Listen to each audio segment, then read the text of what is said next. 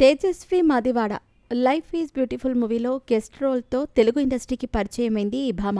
ఆ తర్వాత victory Venkatesh, super star Mahesh Babu కలిసి నటించిన 'సీతమ్మ వాకిట్లో సిరిమల్లె చెట్టు' మూవీతో మంచి గుర్తింపు తెచ్చుకుంది.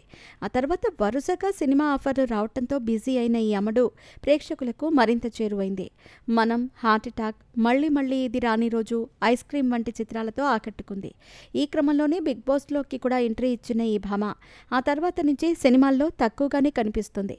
కానీ బుల్లితెరపై మాత్రం సందడి చేస్తూ పలు కార్యక్రమాల్లో కనిపిస్తూ ఉంటుంది. అయితే తేజస్వి గత కొన్ని రోజులుగా హీరో నవదీప్తో డేటింగ్ చేస్తున్నట్టు వార్తలు వినిపిస్తున్నాయి.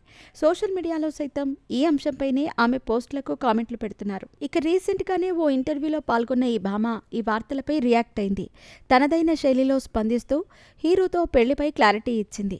దీంతో తేజస్వి చేసిన కామెంట్స్ సినీ వర్గాల్లో హాట్ టాపిక్గా మారాయి. ఇంటర్వ్యూలో తేజస్వి మాట్లాడుతూ తన జీవితం తెరిచిన పుస్తకమని, బిగ్ బాస్ నుంచి బయటకు వచ్చాక జీవితంలో ఎన్నో ఒడిదుడుకులు చూశానంటూ చెప్పుకొచ్చింది.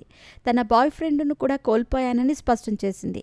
అంతేకాకుండా నవదీప్ తనకు మంచి ఫ్రెండ్ మాత్రమే, కానీ చాలామంది నవదీప్తో పెళ్ళెప్పుడు అంటూ సోషల్ మీడియాలో అడుగుతూ ఉంటారని వ్యాఖ్యానించింది. క్లోజ్గా ఉంటే పెళ్లి చేసుకోవాలా అంటూ ప్రశ్నించింది. దీంతో ఈమె పెళ్లి వార్తలకు ఇప్పటితో ఫుల్ స్టాప్ పడుతుందని భావిస్తున్నారు. మరోవైపు నవదీప్ కూడా పలు కార్యక్రమాల్లో తన రిలేషన్షిప్ గురించి, పెళ్లి గురించి ఓపెన్గానే స్పందించారు.